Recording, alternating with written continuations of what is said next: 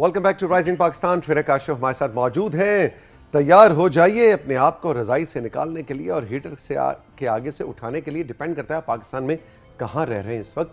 अगर आप हमारे साउथ में कराची और उसके गिरदोनवा में रहते हैं तो आप कहेंगे भाई इधर तो पंखे चल रहे हैं, एसी चल रहा है, तुम किस हीटर की बात कर रहे हो। लेकिन पाकिस्तान इतना डाइवर्स है माशाल्लाह कि वहाँ गर्मी से लेकर सर्दी एक वक्त में हम एक्सपीरियंस कर रहे होते हैं।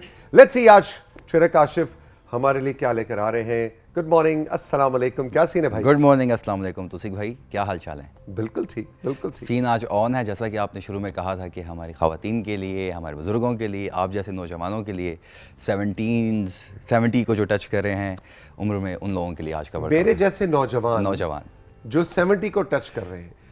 आमना और उसकी टीम, मैं चाहूँगा इस जुमले को अलग से एडिट करके रख लिया जाए और उसके ऊपर अगली हमारी मंथली मीटिंग में पूरा जुमला डिस्कस किया जाए ट्रेनर काशिफ का।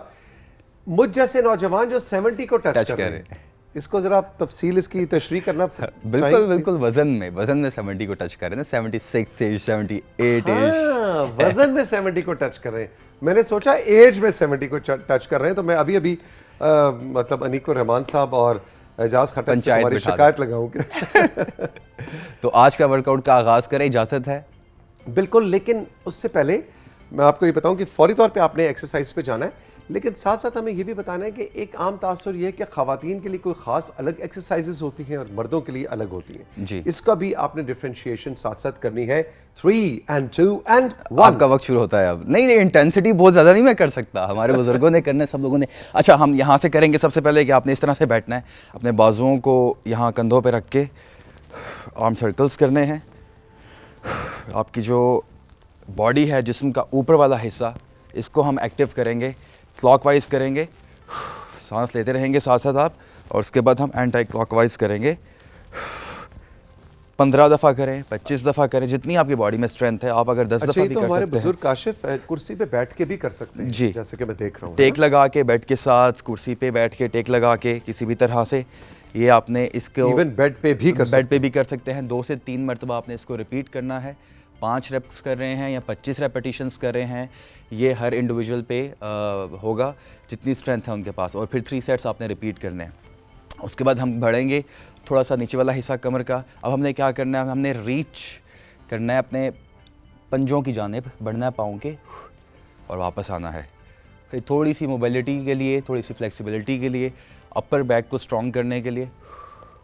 और अगर आप चाहें तो आप तो सिख भाई की तरह एडवांस्ड हैं, तो आप डंबल यूज़ करते हुए आप डंबल भी यूज़ कर सकते हैं। ये आपके पास एक ऑप्शन है। इसमें आपके बेसिकली क्या हो रहा है, जब आप डंबल लिफ्ट करेंगे तो ये मेरे पास 6 किलो का वज़न है। जब मैं इसको लिफ्ट करूँगा तो इंटायरली मेरे बाजू ऐसे रहेंगे, जिसमें मेरे बाजुओं का तो काम हो रहा है, मेरे कंधे भी इन्वॉल्व हैं क्योंकि मैंने वेट को अगेंस्ट ग्रेविटी होल्ड किया हुआ है। और मैं आगे जाने की कोशिश कर रहा हूँ, जिसमें मेरी कमर का ऊपर वाला हिस्सा, कमर का नीचे वाला हिस्सा इन्वॉल्व हो रहा है, यानी कि कंप्लीट अपर बैक जो है मेरी इन्वॉल्व है बाजू और शोल्डर्स के साथ।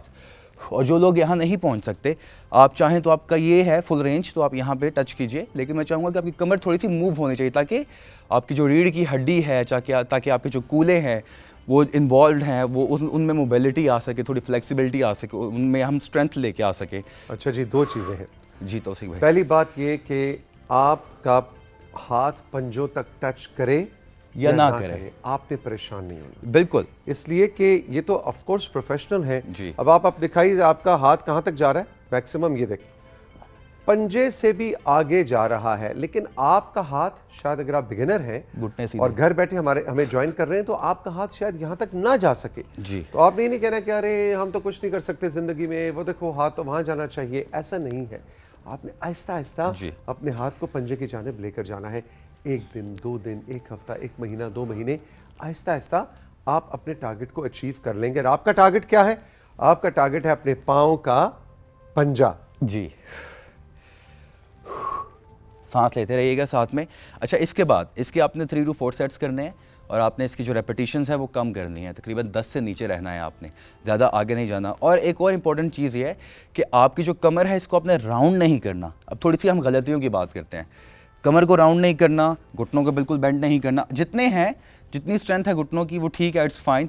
कोशिश कीजिए कि आप फुल एक्सटेंड कर सकें घुटनों को, अपनी टांगों को, ठीक है। उसके बाद कमर बिल्कुल सीधी होगी, राउंड नहीं करेंगे आप, सीधी होगी। उसके बाद सांस लेंगे, ब्रीदिंग इज़ इम्पॉर्टेंट, की है, आपने सांस लेते रहना है और ये आपकी रेंज। अच्छा, ब्रीदिंग क्यों इंपॉर्टेंट है? आपका जो नर्वस सिस्टम है ना, उसको शॉक लग रहा होता है तौसीक भाई, वो कह रहा होता है कि ये मेरे साथ क्या हो रहा है, और बॉडी को चैलेंज मिल रहा होता है, तो आपने बॉडी को अपनी काम रखना होता है, रिलैक्स रखना होता है। आपका जो ब्रीदिंग है, लंग्स यूज़ हो रहे होते हैं, तो आप जितना सांस लेते रहेंगे आपकी बॉडी रिलैक्स रहेगी, आपके मसल्स जो हैं वो रिलैक्स रहेंगे, उनमें तनाव उसको नहीं आएगा, ऑक्सीजन मिलती रहेगी। ऑक्सीजन मिलती रहेगी, आपकी blood carries all the amino acids, तो आपकी जो आपने खाया पिया है ब्लड के ज़रिए मसल्स को पहुँचेगा, आपकी शरेयानें जो है, ब्लड वेसल्स जो हैं वो खुलेंगी, टिश्यूज़ जो हैं वो स्ट्रॉन्ग से स्ट्रॉन्ग होते चले जाएंगे। इसके बाद आपने यहीं बैठे बैठे आपने क्या करना है साथियों, आपने या तो डंबल के बगैर या आप डंबल यूज़ कर सकते हैं। ठीक है, मैं आपको डंबल के बगैर एक नेक्स्ट मूव बताने जा रहा हूँ, जिसमें आपने क्या करना है। डंबल क्या होगा, अगर आपने डंबल यूज़ करना है तो आपने ये वेट यहाँ पे रखा और आपने सिर्फ एक्सटेंड करना है लेग को, यहाँ पे आप सहारा लीजिए, यहाँ से पकड़िए। लेकिन भाई डंबल हमारे पास नहीं है, हमें हमारे पास डंबल नहीं है, डंबल नहीं है, हमें काम पाकिस्तानी है, हमें बगैर डंबलों के बताओ भाई। डंबल नहीं है, पानी की बोतल रख सकते हैं, लेकिन मैं चाहूँगा कि आप बगैर वेट के, जैसा कि हमने मैं तो वेरिएशन दे रहा हूँ आपके पास, इसलिए होनी चाहिए वेरिएशन क्योंकि कुछ लोग ऐसे हैं जो ऑलरेडी एक्सरसाइजेस डेली बेसिस पे कर भी रहे होते हैं, पार्क में वॉक करते हैं, तो वो रेजिस्टेंस किस तरह से ऐड कर सकते हैं पानी की बोतल डंबल वगैरह के साथ। बॉडी वेट आपने क्या करना है, कोशिश कीजिए, टेक लगी हुई है आपकी, जो लोग एडवांस हैं टेक की ज़रूरत नहीं है, नो प्रॉब्लम एट ऑल। यहाँ हाथ रखना नहीं रखना अगेन आपके लेवल के अकॉर्डिंग आप पे डिपेंड करता है। लेकिन करना क्या है कि टांग को फुल बेंड करना है आपने और एक्सटेंड करना है, एक्सपेंड किया बिल्कुल सीधा। अच्छा जी काशिफ, आप ये करते जाएं और मैं आपको सबको ये बताना चाहता हूँ कि ये बज़ाहिर बहुत आसान। अब देखिए दोनों हाथ काशिफ ने रखे हुए हैं ज़मीन पर और कैमरा 3 अगर इसको और एडवांस आप ये जी देखिए तो आप देखें कि ये बज़ाहिर बिल्कुल लग रहा है अच्छा भाई ये क्या मसला है, ये तो मसला ही कोई नहीं, हमारे लिए तो उल्टे हाथ का काम है। ये जो उल्टे हाथ का काम है ना, ये उल्टी टांग से बहुत मुश्किल हो जाता है और ये बज़ाहिर बहुत आसान लग रहा है देखने में, लेकिन ये चाहे सीधी टांग हो, चाहे आपकी बाएं या दाईं टांग हो, कोई भी ये बहुत मुश्किल है और इसमें आपकी इतनी एनर्जीज लग रही होती है और इतनी कैलोरीज बर्न हो रही होती हैं कि मज़ा आ जाता है। जब मैं भी ये एक्सरसाइज करता हूँ तो बाकायदा टुवर्ड्स द एंड जाके मेरी चीखें निकल रही होती हैं। क्यों काशिफ, ऐसा ही है ना? बिल्कुल ऐसा ही है। और जैसा कि तौसीफ ने कहा कि आपके जो मसल्स इन्वॉल्व हो रहे होते हैं ना, वो आपके बेसिकली अब आपके इस घुटने से ऊपर आपके ग्लूट्स तक, कूल्हे तक के मसल्स आपके इन्वॉल्व हैं। ये सारे फ्रंट के मसल्स, बैक के मसल, बेसिकली एक्सटेंशन यूज़ कर रहे हैं हम लोग, क्वाड्स मसल यूज़ हो रहे हैं। तो आप देखिएगा दोबारा से, कमर आपकी सीधी रहेगी, कमर राउंड नहीं होगी आपकी। आपने बहुत ज़्यादा अपने कंधों पे स्ट्रेस नहीं देना, गर्दन पे स्ट्रेस नहीं देना। मैं चाहूँगा कि आप सीलिंग की तरफ देखिए और सांस लेते रहिए। इसके आपने 8 से 10 रेपिटेशंस किए, अदर लेग स्विच किया आपने। अच्छा, इसके बाद एक एक्सरसाइज और का वक्त है हमारे पास। अच्छा, एक और एक्सरसाइज का वक्त है, तो फिर वापस हम अपनी अपर बैक पे आ जाते हैं। हमने क्या करना है, हमने खड़े होके गुड मॉर्निंग्स एक्सरसाइज का नाम है, हम आपने बेंट हुए, आर्म स्ट्रेट की। अब आप देखिएगा कि मेरे कूल्हे पीछे की जानिब जा रहे हैं, घुटने मेरे स्टिफ हैं, कमर मेरी आगे की जानिब जा रही है, विच मीन्स कि मैं एंटायर बॉडी को इन्वॉल्व कर रहा हूँ। थोड़ी सी स्पीड में अपनी तेज़ कर लेता हूँ क्योंकि मुझे सिग्नल मिल चुका है कि हमारे पास टाइम कम है। जी, हमारे पास 1 मिनट है। जी, अब आप ये देखिए साथियों कि मैं अपने लेग्स के मसल्स को, अपने कूलों को पीछे की जानिब पुश करता हुआ अपने लोअर बैक के मसल्स को इंगेज करके अपर बैक को एक्सपैंड कर रहा हूँ। अब आप देखिए, अब यही एक्सरसाइज आप बैठ के भी कर सकते हैं, लेकिन मैं चाहूँगा कि आप स्टैंडिंग में करें ताकि आपके थोड़े से लेग के मसल्स इन्वॉल्व रहें। इसके आपने 15 रेपिटेशंस करने और हर वर्जिश की हरकत के आपने 4-4 सेट्स करने हैं, पानी की सिपिंग करनी और हर रैप पे आप देखिए। अब मैं डीप जाऊँगा, डीप बिल्कुल आगे गया, आगे आगे, फुल रेंज एंड जितनी भी आपकी रेंज ऑफ मोशन है। 8 से 10 रेपिटेशंस, 4 सेट्स, पानी की स्मॉल सिपिंग, ये था आज का वर्कआउट। अच्छा जी, 3 सवाल हैं आपके लिए। पहला सवाल आया है लाहौर से, उन्होंने अपना नाम नहीं बताया और उन्होंने कहा कि शादी से पहले मैं बहुत दुबली पतली थी और मेरी फैमिली में भी कोई मोटापा नहीं है और उन्होंने कहा कि मेरा नाम ऑन एयर ना लें लेकिन शादी को मेरे अब 6-7 साल हो गए हैं, लेकिन मेरा वज़न बहुत ज़्यादा बढ़ता जा रहा है और मेरी औलाद नहीं है। एक आम तासुर ये ना कि बच्चे की पैदाइश के साथ ख़वातीन का वज़न बहुत ज़्यादा बढ़ जाता है, लेकिन उनके यहाँ औलाद नहीं है और 6 साल हो गए हैं शादी को और वो कह रही हैं कि मेरा वज़न बहुत ज़्यादा बढ़ता जा रहा है। जब मैं एक्सरसाइज करने का सोचती हूँ तो मुझे सांस बहुत ज़्यादा चढ़ता है, फिर मैं डर जाती हूँ कि कुछ हो ना जाए। हल बताइए। हल ये है कि आप बाकायदगी से एक्सरसाइज करना शुरू करें, आदत डालिए, बिल्कुल मत डरिए। अगर आपको लगता है कोई मेडिकल कंडीशन है तो पहले एक डॉक्टर के पास जाइए, उसके बाद मैं आपको रेकमेंड करूँगा कि आप एक्सरसाइज करें।